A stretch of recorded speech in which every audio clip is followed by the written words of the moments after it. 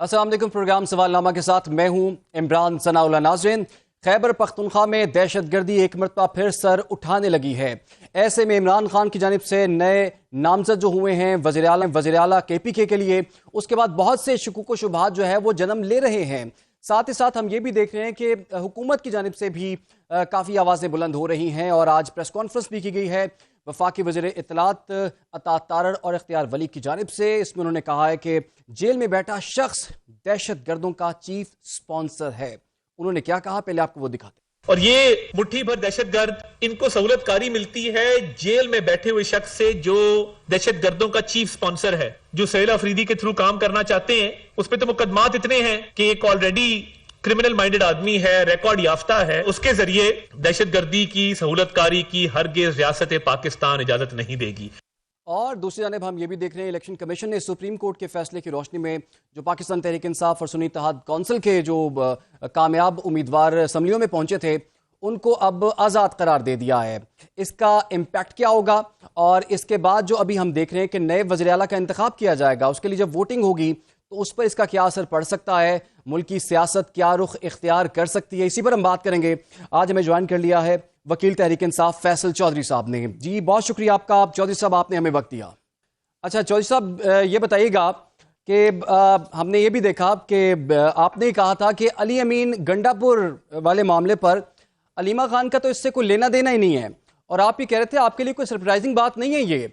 तो आपने कैसे ये बात कही, और सबके लिए तो बड़ी शॉकिंग न्यूज़ थी, और आप कह रहे ये चीज़ बहुत पहले तय हो गई हुई थी। ये कब तय हुई, क्यों तय हुई, इसका मुहर्रिक क्या था?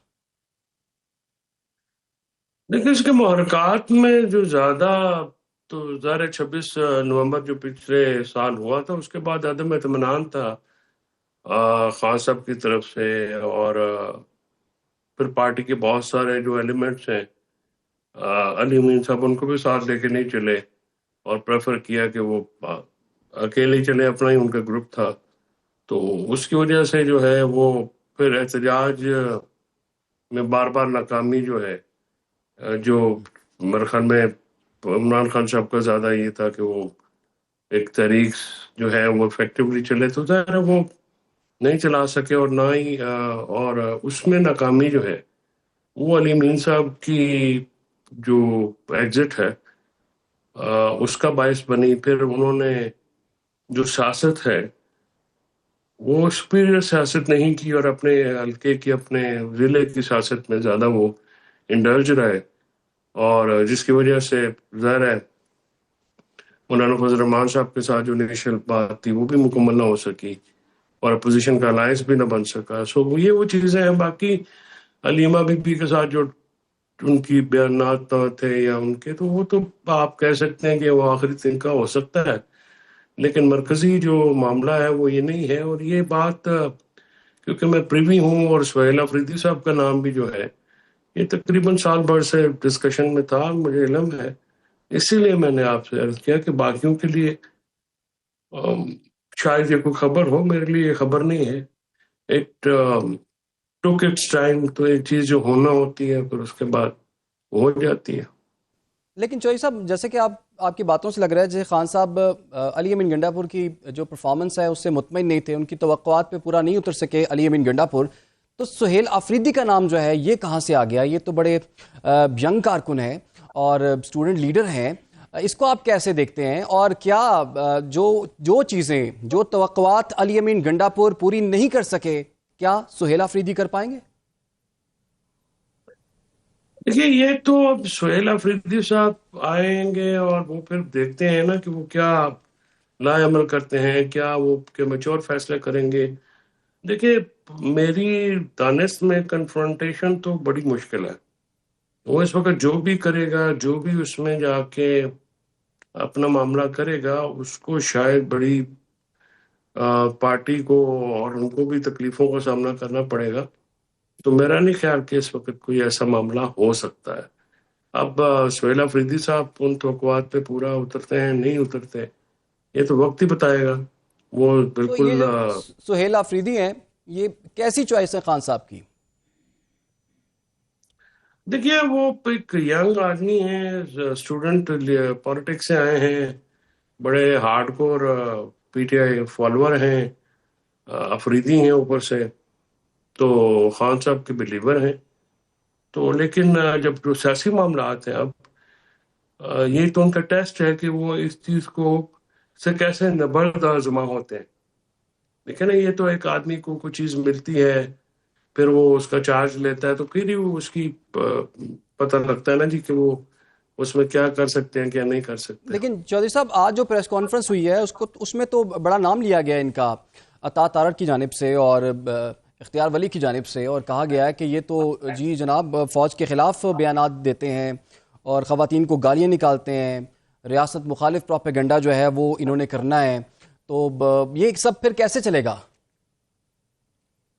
پتہ نہیں، میں نے تو سہیل افریدی صاحب کی کبھی کوئی اتنی فرینکلی اسپیکنگ بہت سارے لوگوں کو تو وہ ان کے بارے میں جانتے بھی نہیں ہیں. تو ابھی وہ نام آیا ہے نہ، تو کوئی جو وفاقی حکومت ہے وہ تو ویسے گھبرائی رہتی ہے ہر چیز سے. اب یہ تو کے پی ایوان کا استحقاق ہے، آئینی طور پہ بھی سیاسی طور پہ بھی، جس کو وہ مناسب سمجھتے ہیں وہ کریں. اور سہیل افریدی کو عمران خان سے بھی تائید حاصل ہے، ان کی حمایت حاصل ہے. تو سر میرا نہیں خیال کہ کے پی میں کوئی بھی بندہ جو ہے وہ اپنی سیاست کو پرے پھینک کے تو کر سکتا ہے.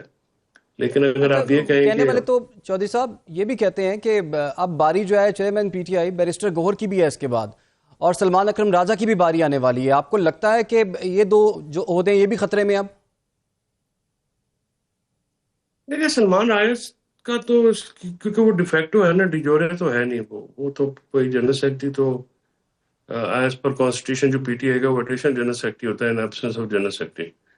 جو گوہر ہے ان کی پوزیشن اور ہے، وہ ایک الیکٹڈ چیئرمین ہے، اور پی ٹی آئی کی کانسٹیٹیوشن کے مطابق اگر چیئرمین جو ہے وہ نہ رہے تو پھر تو پارٹی کے لیے بڑی ایک مشکل پیدا ہو جائے گی نا جی. تو اس چیز کو بھی تو ذہن میں رکھنا ہے پارٹی نے. تو جی اب وہ بھی آج باقی بیرسٹر گوہر نے یہ بھی کہا ہے، چودھری صاحب انہوں نے یہ بھی کہا ہے کہ اگر میں چیئرمین نہ رہا تو پھر تو ہیڈ لیس ہو جائے گی پارٹی. اور اس کا قانونی پہلو آپ کیا دیکھتے ہیں پھر؟ جی وہی میں نے عرض کیا تھا، یہ تو ایک قانونی اس کی قدغن ہے اور مجبوری ہے. اور گوہر ٹھیک کہہ رہے کہ اگر وہ ریزائن کریں گے تو پھر پرابلم ہوگا، کیونکہ اگر جس پارٹی کا ہیڈ ہی نہ ہو، جس پارٹی کا الیکٹڈ چیئرمین نہ ہو، تو وہ تو پھر مسئلہ بنتا ہے جی. تو قانونی لیکن چیئرمین شپ رکاوٹ کے تو لیے ہے. جنید اکبر کا نام بھی سامنے آ رہا ہے. وہ ایسے نہیں ہو سکتا نا سر، وہ کانسٹیٹیوشن کے مطابق آپ کو چلنا پڑتا ہے نا. وہ تو الیکشن نہیں لڑے نا، وہ پورا پینل ہوتا ہے، 16 بندوں کا پینل ہوتا ہے، انہوں نے الیکشن لڑنا ہوتا ہے. پھر اس الیکشن میں اس کی پھر جو ہر پارٹی ہے وہ اپنے آئین کے مطابق انٹر پارٹی الیکشن کرانے کی باؤنڈ ہے. تو وہ تو جو پی ٹی آئی کا کانسٹیٹیوشن ہے اس کے مطابق الیکشن ہو چکے ہیں. تو جو وہاں پہ جو الیکٹڈ لوگ ہیں پھر ان کے ایگزٹ کا بھی طریقہ کار جو ہے وہ کانسٹیٹیوشن کو، پی ٹی آئی کے کانسٹیٹیوشن کے مطابق ہی چلنا پڑے گا نا جی. وہ کسی کی مرضی یا خواہش تابع کے تحت کتابیں تو نہیں ہو سکتا. وہ تو جو لکھا ہے پھر اس کے مطابق چلنا پڑتا ہے. اچھا چودھری صاحب آپ کے خیال میں علی امین گنڈا پور جو ہیں وہ آئندہ سیاست میں حصہ لیں گے یا بڑے ڈس ہارٹ ہو گئے ہوئے ہیں یا واپس ڈی آئی خان چلے جائیں گے؟ وہ نہیں، علی امین ڈسارٹ نہیں ہوں گے. ان کو پتہ ہے، وہ سمجھتے ہیں کہ اگر کوئی اور کر سکتا ہے تو کریں. میرے خیال میں تو وہ ریلیو بھی ہوں گے، کیونکہ بڑا پریشر ہوتا ہے نا اوپر سے پارٹی کا، سوشل میڈیا. جیسے آج آپ نے دیکھا کہ سہیل افریدی ابھی وہ الیکٹ بھی نہیں ہوئے، تو ان کے اوپر کہ جی ایسا کریں ویسا کریں، سوشل میڈیا کا پریشر بھی آتا ہے. تو یہ ساری چیزیں جو ہیں یہ کوئی پھولوں کی سیج نہیں ہے. کے پی کی وزارت ہے نا، خاص کر پی ٹی آئی کا جو لیڈر ہونا، یہ تو بڑا ایک چیلنجنگ کام ہے. اور کے پی بڑا کمپلیکیٹڈ صوبہ ہے، وہاں پہ بہت زیادہ مسائل ہیں، خاص کر دہشت گردی کے. اور ان چیزوں سے نپٹنا، پھر سیاست کو رکھنا، پھر پارٹی کو بھی انٹیکٹ رکھنا، خوش رکھنا، لوگوں کو ساتھ لے کے چلنا، یہ اپل ٹاسک ہوتا ہے. یہ معمولی بات تھوڑی ہوتی ہے. تو ابھی ہم دیکھ رہے ہیں کہ کے پی میں اگر 2-3 دھڑے جو ہیں وہ سامنے آئے ہوئے پی ٹی آئی کے، ایسے میں نئے وزیر اعلیٰ کا انتخاب جو ہے وہ آپ کے خیال میں کتنا بڑا چیلنج ہوگا، جب ہم یہ بھی دیکھ رہے ہیں الیکشن کمیشن نے تمام اراکین کو اب آزاد بھی ڈکلیئر کر دیا ہوا ہے؟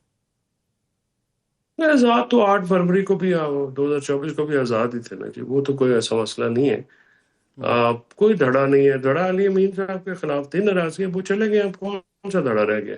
یا کون سی ڈفرینس ہے؟ کوئی ایسا ڈفرینس نہیں ہے. تو 3 دھڑوں کا آپ نے نام لیا, مجھے بتا دیں کون کون کس دھڑے میں. تو میرا نہیں خیال کہ اب کوئی دھڑا ہے. اچھا چودھری صاحب، مولانا فضل الرحمان کے ساتھ اتحاد میں جو سب سے بڑی رکاوٹ تھی نا، وہ علی امین گنڈا پوری تھے. تو یہ اب وہ تو ہٹ گئے منظر سے، تو اب وہ رکاوٹ دور ہو گئی، اب ان سے کوئی اتحاد ہو سکتا ہے آنے والے دنوں میں؟ ڈپینڈ کرتا ہے نا کہ مولانا صاحب اپنی سیاست کو کس رخ پہ رکھتے ہیں. کیا جو ہے پی ٹی آئی جو ہے وہ اپنی سیاست کس رخ پہ کرتے ہیں.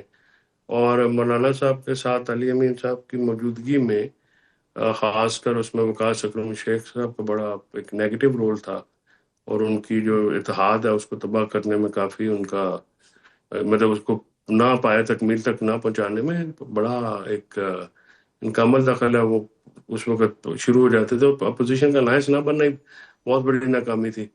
تو آپ یہ دیکھتے ہیں نا کہ دونوں جماعتیں جو ہیں یہ اپنی سیاست کس رخ پہ رکھتی ہیں. مولانا صاحب ظاہر چاہیں گے وہ تحریک لیڈ کریں، وہاں پہ محمود خان اچکزئی صاحب ہیں. اب یہ ساری چیزوں کو کیسے آگے لے کے چلتے ہیں، یہ آنے والے وقت میں 2-3 مہینوں میں یہ چیز کھلے گی. مولانا صاحب پولیٹیکلی تو وہ کافی میچور آدمی ہیں، اور وہ اپنے فیصلے جو ہیں وہ اپنے وقت اور حالات کے مطابق کریں گے. P T I is compare to other political parties یہ زیادہ جذبات پہ چلتے ہیں، تو یہ پولیٹیکل حقائق کو کم ہی دیکھتے ہیں. اب دیکھتے ہیں کہ پولیٹیکل حقائق کو سامنے رکھ کے کوئی پالیٹکس پیریڈ کرتے ہیں، یا اگر کنفرنٹیشن کی پالیٹکس کریں گے تو وہ تو میرے خیال میں مزید نقصان ہوگا پارٹی کو بھی اور قیادت کو بھی، جو اندر بیٹھی قیادت ہے اس کو بھی. اچھا چودھری صاحب، اگر نمبر گیم دیکھی جائے نا تو جے یو آئی کے 18 سیٹیں ہیں، پی ایم ایل این کی 17 ہیں، پیپلز پارٹی کی 10 ہیں، اور پی ٹی آئی کی جو تھیں وہ 93 ہیں. اب تو وہ سب آزاد ہیں. تو ابھی نئے وزیر اعلیٰ کے انتخاب کے وقت کوئی اپسیٹ ہو سکتا ہے، کیونکہ 93 لوگوں کو مینیپولیٹ کرنا بہت مشکل ہوگا.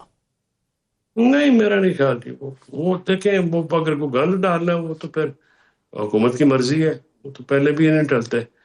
لیکن یہ ہے کہ بہتر یہی ہے کہ اس کو ایک جمہوری انداز میں ہونے دیں. اور سہیل افریدی صاحب کے اوپر احمد خان الزام لگائے جا رہے ہیں.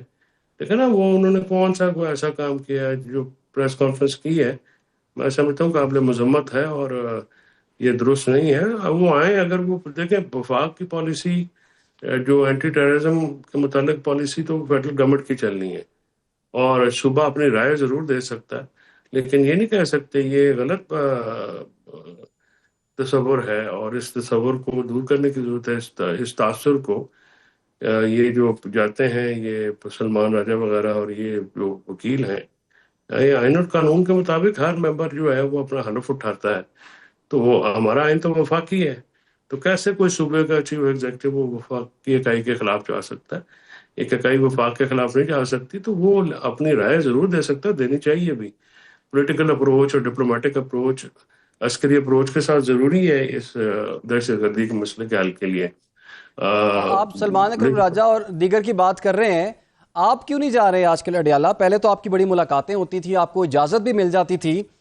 آج کل عرصہ ہی ہو گیا آپ گئے نہیں وہاں پر. دیکھیں، میں اس لیے اوائڈ کرتا ہوں کہ عمران خان صاحب کی اپنی بات آنا جو ہے وہ زیادہ ضروری ہے. میرا جانا نہ جانا میرا تو کوئی مسئلہ نہیں ہے. اب وہاں پہ جا کے میں تو وہی بات کرتا ہوں جو میں آپ کے ساتھ کرتا ہوں. میں تو صلح جو آدمی ہوں، میں تو پولیٹیکل حل نکالنے کے قائل ہوں. میں کنفرنٹیشن کی سیاست جو ہے میں سمجھتا ہوں کہ پی ٹی آئی کو اس کو نقصان ہوا ہے اور آگے بھی ہوگا، اور تحریک چلانے کی سکت نہیں ہے پی ٹی آئی میں. پی ٹی آئی کی تنظیم اتنی مضبوط نہیں ہے، اور میری یہ رائے جو ہے بالکل حتمی میں اپنی رائے دیتا ہوں. تو جب تک کوئی وہاں پہ ماحول اس طرح کا نہیں بنتا، کنفرنٹیشن سے نقصان ہوا ہے، ہو رہا ہے اور ہوگا. پولیٹیکل پارٹیز جو ہیں وہ اسٹیبلشمنٹ کے ساتھ لڑائی نہیں کر سکتی. پی ٹی آئی کی بہت لڑائی ہے، پہلے انٹرنل بھی لڑائی ہے، پھر اپوزیشن کے ساتھ لڑائی ہے، پھر فوج کے ساتھ، اسٹیبلشمنٹ کے ساتھ اب کہہ لیں، اور عدلیہ کے ساتھ، پولیس کے ساتھ، جوڈیشری کے ساتھ، میڈیا کے ساتھ.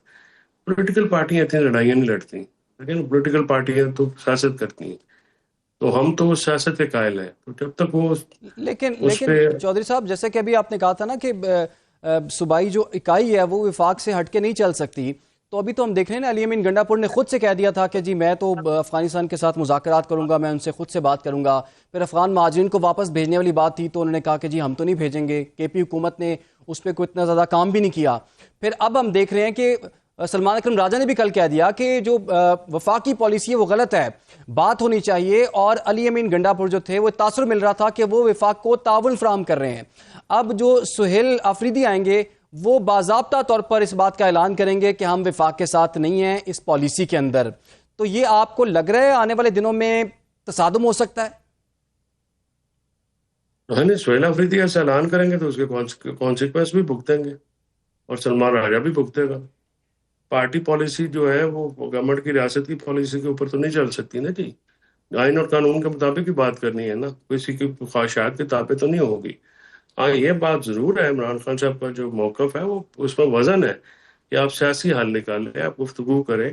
آپ دہشت گردی کا مسئلہ جو ہے وہ اس طرح سے نہیں حل کر سکتے، کیونکہ دیکھیں نا فوج میں ہمارے آفیسرز کرنل لیول تک بڑا سینئر آفیسر ہوتے ہیں، میجر ہمارے جو ہیں وہ شہید ہوئے ہیں، آج بھی ہوئے ہیں، جی کل بھی ہوئے ہیں، پچھلے ہفتے بھی ہوئے ہیں. مسلسل ایک جنگ کی سی کیفیت ہے.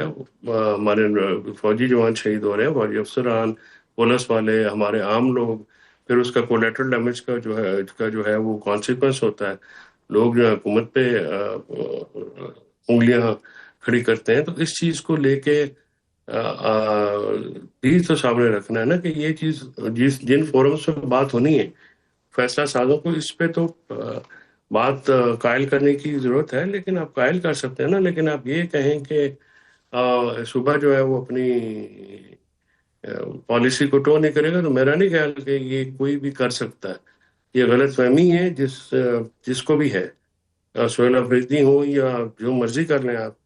یہ پالیسی تو وہی چلے گی جو وفاقی حکومت کی ہوگی، ڈیفینس سے ٹھیک ہے. متعلقہ، دہشت گردی سے متعلقہ. اس سے ڈیویٹ کریں گے تو اس کا نقصان بھی ہوگا اور اس کے کانسیکوینس بھی ہوں گے. اچھا تو چودھری صاحب یہ بھی آخر میں بتائیے گا، پتہ ہے ہمیں کہ توشہ خانہ 2 کیس جو ہے وہ مکمل ہو گیا، کلوزنگ آرگومنٹس جو ہیں وہ میرے خیال میں پیر کو کمپلیٹ ہو جائیں گے، منگل بدھ تک اس کا بھی فیصلہ آ سکتا ہے. عمران خان کو لیگل ریلیف کب ملتا نظر آ رہا ہے؟ جب صلح ہوگی. کس سے؟ طاقتور حلقوں سے. اور ہو جائے گی؟ جس سے نواز شریف نے صلح کی، جس سے زرداری صاحب صلح کر کے بیٹھے ہیں، یا اور صلح ہو جائے گی؟ سیاسی ابھی تو امکان نہیں. ابھی کوئی آپ کو لگتا ہے خان صاحب معافی مانگ لیں گے؟ تو معافی کس بات کی مانگے ہوں؟ کیوں معافی مانگی ہوں؟ انہوں نے کیا غلط کام کیا؟ ان کو آپ نے ہر 9 مئی کو غلط کچھ کیس غلط میں نہیں ہوا. نہیں، 9 مئی کو عمران خان تو اندر تھے، ان کو آپ کیسے مورد الزام ٹھہراتے؟ وہ تو باہر آ کے انہوں نے یہی کہا تھا نا کہ دوبارہ اگر مجھے پکڑیں گے دوبارہ یہ سب کچھ ہوگا. وہ تو مان رہے اس چیز کو. تو کہنے سے آپ سزائیں دے دیں گے. 9 مئی میں سزائیں آپ ہوئی کو نہیں. ثابت تو کرنا پڑے گا نا. 9 مئی کو اگر ایک بندہ اریسٹ ہے جیل میں، اس کا کسی سے رابطہ نہیں ہے، بات بھی نہیں ہے، تو 9 مئی میں جو کسی کو ملوث کرنا ہے تو ثابت بھی تو کرنا ہے نا. آپ نے یہ صرف کہہ دینے سے کہ توشہ خانہ 2 نہیں یا تو توشہ پوری خانہ 1 پارٹی یا کو سزائیں ساری. ہو گئیں، اسی چیز پر ہوئی، ثابت ہوئی تو سزائیں ہوئی نا. اب اگر آپ یہ سمجھتے ہیں تو میں سمجھتا ہوں کہ آپ کی لیگل سمجھ ٹھیک نہیں ہے. سزائیں جن کو ہوئی ہیں وہ بھی کوئی سالڈ نہیں ہوئی ہیں. بہرحال یہ تو ایک لیگل معاملہ ہے اور اس کے مطابق ہی چلنا پڑے گا. لیکن 9 مئی ہوا ہے، اس کی مذمت بالکل ہونی چاہیے. جن لوگوں نے کیا سزا ان کو ملنی چاہیے. سیاسی مقاصد کے لیے 9 مئی کو استعمال کیا گیا ہے اور بہت زیادہ لوگوں کو اس میں جو ہے رگڑا گیا ہے، ناجائز رگڑا گیا ہے، جس سے یہ اپنی اہمیت کھو چکا. ٹھیک ہے جی، بہت شکریہ آپ کا. فیصل چودھری صاحب ہمارے ساتھ موجود تھے اور اپنی اوپینین کا اظہار بھی کر رہے تھے. وہ یہی کہہ رہے تھے کہ 9 مئی میں جنہوں نے 9 مئی کیا ان کو سزا ہونی چاہیے، لیکن ان کا اس بات پہ اختلاف تھا کہ جن کو سزا ہوئی ہے شاید 9 مئی انہوں نے نہیں کیا. بہرحال عدالتیں بھی موجود ہیں جی، اور ہم نے یہ بھی دیکھا کہ عدالتوں میں کیسز بھی چلے ہیں، سزائیں بھی ہوئی ہیں اور ڈی نوٹیفائی بھی ہوئے ہیں، لوگ اسمبلیوں سے بھی نکلے ہیں. تو اس سب کا کیا مطلب ہے ہم آپ پہ چھوڑتے ہیں. فی الحال ایک چھوٹی سی بریک، آپ لوگ ہمارے ساتھ رہیے. वेलकम बैक नाज़रीन। ट्रंप गजा अमन मुआहिदे के ऐलान के बाद गजा में बिलाखिर जंग बंदी मुआहिदा नाफिजुल अमल हो चुका है और डोनाल्ड ट्रंप ने अब से कुछ देर पहले ये कहा है कि हमने गजा जंग खत्म करवा दी है और साथ ही उन्होंने ये भी कहा है कि हमने 7 जंगें रुकवाई हैं, ये 8वीं जंग है। और डोनाल्ड ट्रंप ने ये भी कहा है कि अब हम मिस्र जा रहे हैं, मिस्र जाके बाकायदा तौर पर इस अमन मुआहिदे पर दस्तखत होंगे और तकरीबन मंगल या बुध को यरगमाली भी रिहा होना शुरू हो जाएंगे।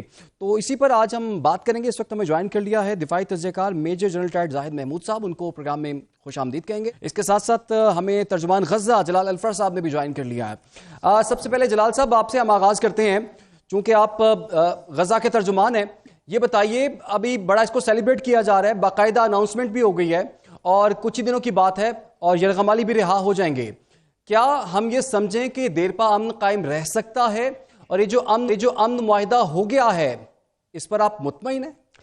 बहुत शुक्रिया इमरान साहब। सबसे पहले आपको सलाम, आपके मुअज़्ज़ज़ मेहमान जनरल साहब को भी सलाम मेरी तरफ से और आपके नाज़रीन को।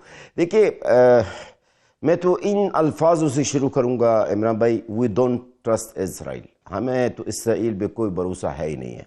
वो इस रियासत पर तो हमारे भरोसा ही नहीं, क्योंकि इनका माजी ऐसा रहा ना। अगर आप ओस्लो अकॉर्ड की बात करेंगे, ओस्लो अकॉर्ड जो एक इंटरनेशनल अकॉर्ड है जिसकी बिना पर नोबेल इनाम भी मिला है मेरे ख्याल क्लिंटन को उस वक्त और यासर अराफात साहब को, इसकी खिलाफ वर्जी इन्होंने की है, इसकी भी बाजदारी नहीं की है।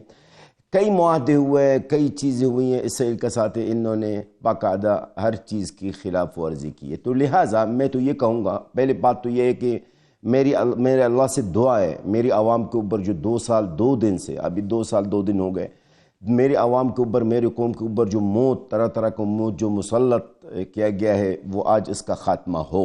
लेकिन वाई आई सेड कि वी डोंट ट्रस्ट इसराइल, क्योंकि देखिए इसराइल की जो मुज़ाकराती जो वफ़द इनका जो वफ़द है, इनकी जो बातें हैं शर्म शेख के अंदर हैं, मिस्र के अंदर जो चल रही है और जो बातें वहाँ से रिपोर्ट आ रही हैं, उसको अगर आप देखते हैं एक नज़र से और जो ज़मीनी हक़ाइक़ को आप देखेंगे तो इसमें तज़ाज़ है। तज़ाज़ किस तरह है? इसराइल के अंदर से भी अस्करी क़यादत ये फरमा रही है जनाब हम अपने हदफ पूरा करेंगे, हम हमास को गैर मुसल्लह करेंगे, हम हमास को ताकत ख़त्म करेंगे। तो भाई इसका आप एक तरफ से मुज़ाकरात की बात कर रहे हैं, दूसरी तरफ से आप धमकियाँ भी दे रहे हैं। देखिए ये जो पहला शक है जिस पर इत्तेफाक हुआ, जिसके बिना पर आज सीज़ फायर का ऐलान हुआ, ये वो सबसे आसान शक है इमरान भाई। ये वो शक है जिस पर हमास पे 1 साल से आमादा थी। हमास तो 1 साल से इनको कह रही थी, इसराइल को, पूरा जो साल से किरदार अदा करने वाले जो ममालिक है, कतर है, मिस्र है, कि जी तबादला करने के लिए हम तैयार हैं, हम पूरे यरगमालियों को जिंदा और मुर्दा दोनों को देने के लिए तैयार है, हम इस पे यानी आमादा है। लेकिन इसराइल ने नहीं किया। अब असल मसला इमरान भाई, आने वाले जो मराहल है वो बड़ा मुश्किल है, जिसकी वजह से मुझे भी, सिर्फ मुझे नहीं, मुझे भी, फ़लस्तीनी अवाम को भी और जितने भी हमारा सीनियर तजज़ियाकार, सीनियर पॉलिटिशियंस, सबको इस बात का खदशा है कि इसराइल अगले मराहल में कई रुकावटें मुज़ाकरात में डाल सकते हैं, बहाना कर सकते हैं। आपके मुताबिक अगले मराहल जो हैं वो मज़ीद मुश्किल होंगे और आपको लगता है कि इसराइल जो है वो आने वाले जो मराहल हैं उनमें रुकावट डालेगा? जनरल साहब आप ये बताइए, जैसे कि जलाल अल्फर साहब भी कह रहे हैं कि इसराइल पर एतमाद नहीं किया, अब यहाँ पर मुआहिदा करते हुए इसराइल को देखना है, अमेरिका को देखना है, वो 8 डिफरेंट कंट्रीज़ को देखना है जो कि मिल बैठ के तमाम स्टेक होल्डर्स ने ये मुआहिदे पर इत्तफाक़ राय किया है। और किस चीज़ को देखें फिर? अभी तो इब्तदाई मरहला है इस मुआहिदे का, आने वाले मराहिल कितने मुश्किल हो सकते हैं? जी बिस्मिल्लाहिर्रहमानिर्रहीम। सना, thank you very much for the invite, और जलाल भाई को भी मेरा बहुत सलाम और थोड़ी सी मुबारकबाद यहाँ तक कि कम अज़ कम फायर बंदी, सीज फायर का एस्टेब्लिश होना for the people of Gaza, जहाँ पे 20,000 मेरे बच्चे, हमारे बच्चे शहीद हो गए और इट्स अ ह्यूज नंबर, शहादतें बहुत ज्यादा हो गई हैं इस वक्त। तो जिस जेनोसाइड को रोक रहा है पहली प्रायोरिटी इजराइल। तो देखिए इजराइल की तो मैं हमेशा हर प्रोग्राम में जिक्र करता हूँ कि दिस इज अ स्टेट जिसकी रीह्यूमनाइजेशन होनी है, جس کو ہم نے انسانیت کی طرف لانا ہے. 2 ہی کنٹریز ہیں اس وقت جو انسانیت سے بہت دور چلی گئے ہیں, اسرائیل اینڈ انڈیا. ان کو انسانیت سے کوئی تعلق نہیں ہے, اور اپنے بھی لوگوں کو یہ لے ڈوبیں گے. جتنے یہ اسرائیل کے لیے انہوں نے فار دا لائف ٹائم ایک اینیمیٹی آنے والی نسلوں کے لیے کریٹ کر کے یہ جا رہے ہیں, I don't know what have they achieved. Tactical victory ہو گئی ہے جی اسرائیل کی, tactical victory, but Israel has lost the war. جنگ مکمل طور پہ ہار چکے, کوئی آبجیکٹو نہ پورا کیا ہے, نہ کر سکتے ہیں, نہ مستقبل میں کریں گے انشاءاللہ. یہ میں آپ کو بتا رہا ہوں. یہ وکٹری یہ ضرور ہوئی ہوگی کہ ان کے کیپٹیوز واپس آ گئے, انہوں نے غزہ کو تباہ کر دیا ہے, بہت ساری اور چیزیں ہوگی. دیٹس وائی اس کو میں ایک بیٹل کی وکٹری سے زیادہ نہیں سمجھتا. دیکھیں ابھی اس وقت جو میں جیسے بات کرتا کہ غزہ کا جو سیز فائر ہے, that was to be secure. I understand کہ حماس کے ساتھ جس طریقے سے جو بھی انہوں نے پوائنٹس رکھے ہیں وہ ان میں سے کچھ تو نان اچیویبل ہی سمجھے. ڈی ریڈیکلائزیشن لیٹ سے کہ آپ لے لیں. Who will judge? پہلے تجھے مجھے بتایا کہ جج کون کرے گا کہ جی اب حماس جو ہے یا جو فلسطین کی سوسائٹی ہے وہ ڈی ریڈیکلائز ہو گئی ہے. پہلے بات یہ ہے کہ پتہ کیا چلے گا کہ ریڈیکلائز کون سے ہیں اور کیسے ریڈیکلائزڈ ہے, کہاں تک, کیا اپنے زندگیوں کے لیے اپنے لیے جنگ کرنا, اپنی آزادی اپنی سوورینٹی کے لیے, اپنے ماؤں بہنوں کے حفاظت کے لیے کیا جنگ کرنا, وہ ریڈیکلائزڈ ہو جاتا ہے انسان. ریڈیکلائز یا ٹیررزم ٹھیک ہے, آئی کین انڈرسٹینڈ جو انٹرنیشنل سٹینڈرڈز ہے اس پہ شاید نہیں اترے, لیکن جب ظلم بڑھتا ہے, جب اسمٹری بڑھتی ہے, تو پھر کوئی نہ کوئی فورسز جنم لیتی ہے. میں کسی فورس کو, کسی نان اسٹیٹ ایکٹر کو میں کسی کو اپریشیٹ نہیں کر رہا, بٹ میں یہ کہہ رہا ہوں کہ جب جو ملک ایسے ملک جن کی نہ اپنی فوج ہے, نہ افواج بننے دی گئی, نہ سسٹم بننے دیا گیا, نہ میکنزم ہے ان کا, تو وہ کیسے ریزسٹنس کریں گے؟ ریزسٹنس تو رہے گی. 90,000 آئی مین 67,000 70,000 تو ہم کہہ رہے ہیں, یہ لاکھوں سے زیادہ لوگ شہید ہو گئے ہوں گے. جس گھر میں بھی اس وار کے جینوسائیڈ کی لاش گئی ہوگی, جس گھر میں بھی موجود ہے, چاہے وہ گھر زمین پہ ہے یا نہیں ہے, وہ اس کے فیملی موجود ہے, ان کے اندر سے یہ نفرت, اس ریڈیکلائز مائنڈ کو جو نفرت میں ڈوبا ہوا, اس کو کون ٹھیک کرے گا؟ تو یہ کچھ نان سٹارٹرز ہے. ڈی آرمنگ کرنا, ڈس آرم کرنا, یہ these are the big challenges. But having said that, I think جتنے اسٹیک ہولڈر اس میں شامل ہوتے جائیں گے, لیٹ سے کہ ابھی اگر مسلم کنٹریز کی فورسز وہاں اس کو سیز فائر کو امپلیمنٹ کرانے کے لیے ڈپلائے ہونا ہے, تو جتنے اسٹیک ہولڈر شامل ہوتے جائیں گے, تھوڑا سا بہتری کی طرف چلنا شروع ہو جائے گا کام. اینڈ انفارچونیٹلی رائٹ اور رانگ, اس وقت جو میکنزم پریزیڈنٹ ٹرمپ نے اسٹیبلش کیا, اس کے ساتھ تھوڑا سا جڑ کے تو رہنا پڑے گا جی. یو کانٹ بی ایموشنل, کیونکہ میں اور آپ یہاں بیٹھ کر شاید اس پین کو, درد کو سمجھ نہ سکیں. اس گھر کو جو پچھلے 2 سالوں سے صرف آسمان کے نیچے بیٹھا ہوا ہے, اور اس کو جو فوڈ بھی تھا وہ بھی بم بنا دیا گیا تھا جی, اس کو بھی موت کا ڈیتھ ٹریپس بنا دیے گئے تھے. بالکل جی جنرل صاحب, آپ نے بڑا اہم نقطہ اٹھایا ہے. اچھا جلال صاحب یہ بتائیے گا, آپ یہ امن منصوبہ ٹھیک ہے نافذ العمل ہو گیا, ٹھیک ہے تمام یرغمالی جو ہے اس کے ایکسچینج بھی ہو گیا, مشرق وسطیٰ میں کیا امن قائم رہ سکتا ہے اس کے بعد؟ اور جو ابراہم ایکارڈز ہیں ان کا مستقبل کیا ہے؟ آنے والے دنوں میں کچھ مسلم ممالک اسرائیل کو تسلیم کر سکتے ہیں اس جنگ بندی کے بعد؟ دیکھیے عمران بھائی, میں آپ کو ایک بات بتاؤں, اب نے بڑا بہترین سوال کیا ہے کہ مشرق وسطیٰ میں امن قائم ہو سکتا ہے. بالکل قائم ہو سکتا ہے, ایک صورت میں, اگر فلسطینیوں کو آزاد ریاست, خود مختار ریاست مل جائے تو.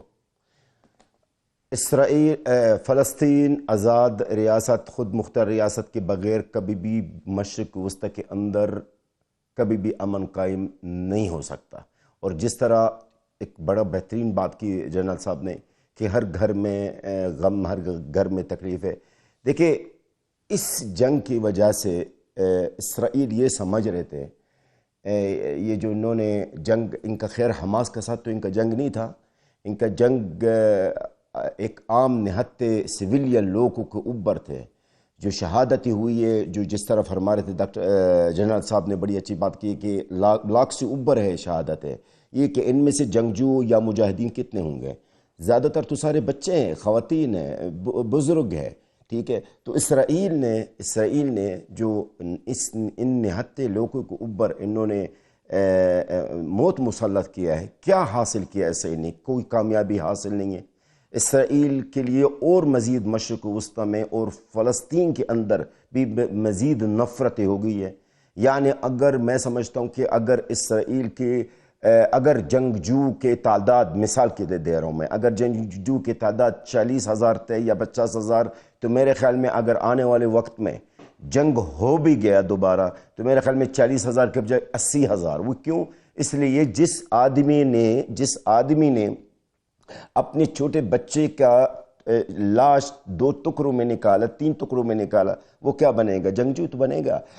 جو بچہ جن کا سامنے ان کا باپ کو شہید کر دیا گیا ہے، کیا وہ ان کے دل سے کون اسرائیل کی نفرت ان کے دل سے نکالے گا؟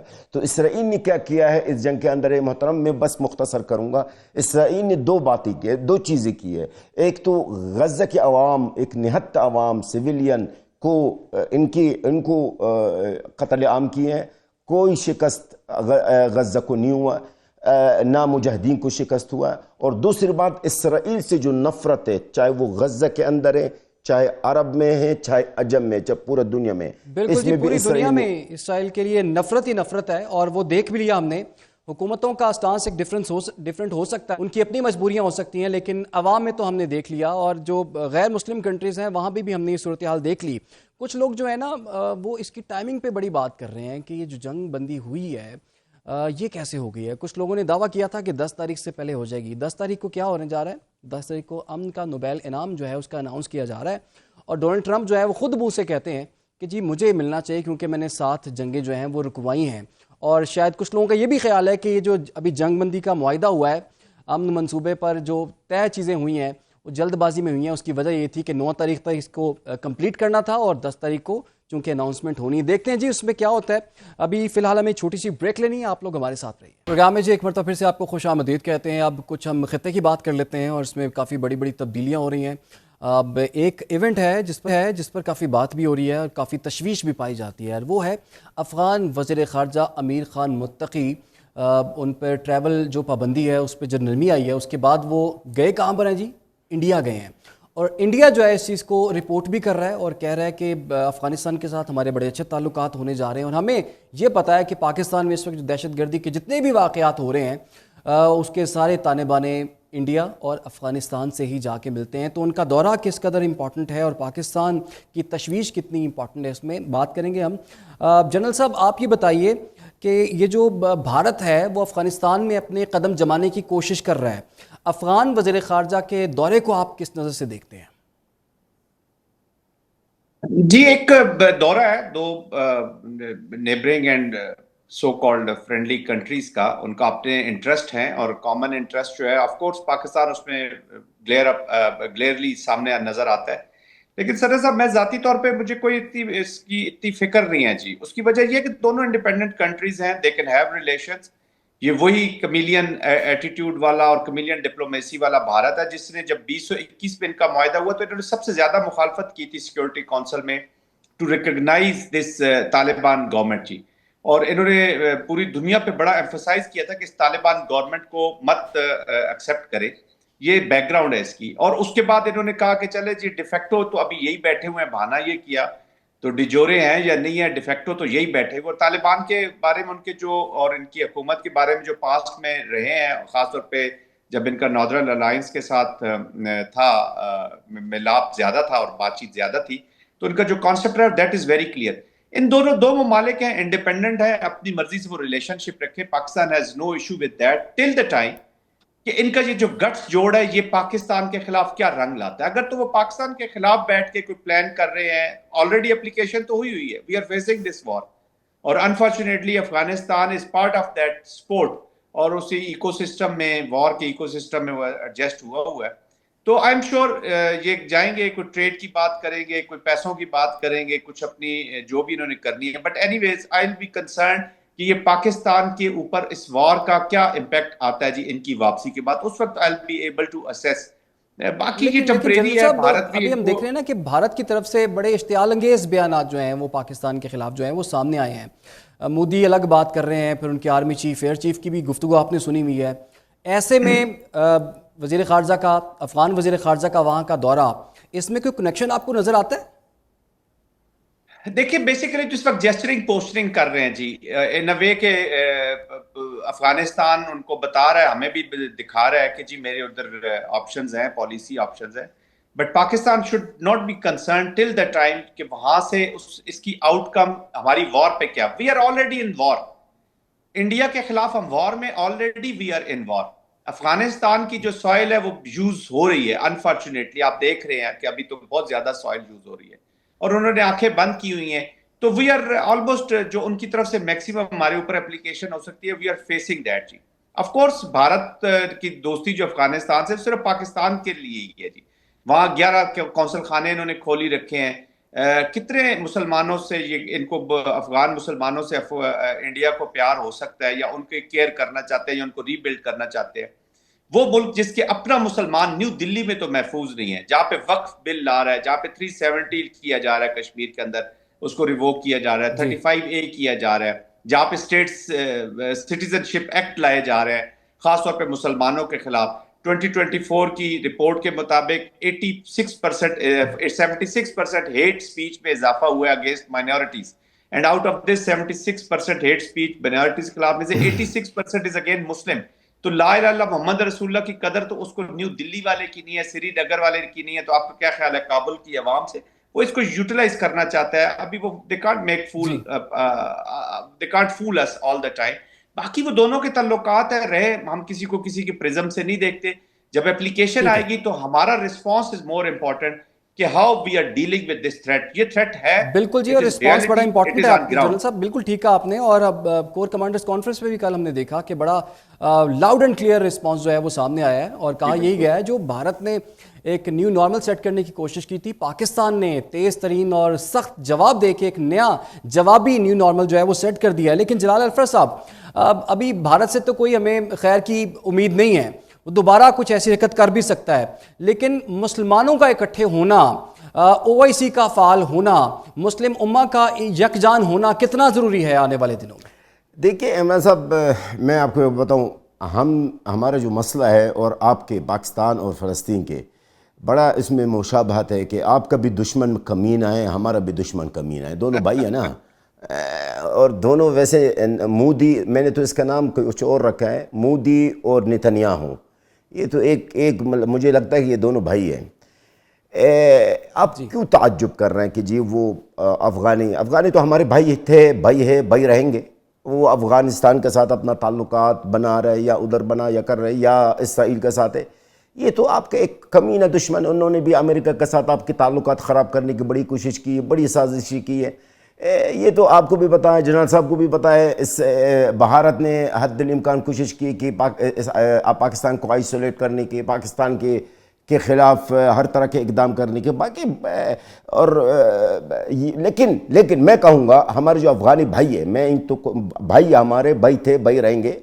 میں تو صرف یہ کہوں گا کہ پاکستان ہمیشہ افغانستان کا خیر خواہ رہا. اس چیز کو سمجھنا چاہیے ہمارے افغانی بھائی کو, جو ہمارا کلمہ گو بھائی ہے, ان کو سمجھنا چاہیے. یہ انڈیا, یہ بھارت, یہ اسرائیل, یہ زوال ہے ان کا, لیکن جو رہے گا آپ کا بھائی مسلمان بھائی پاکستان. اچھا, اب OIC کی جو بات آپ نے کی ہے کتنا فعال ہونی چاہیے.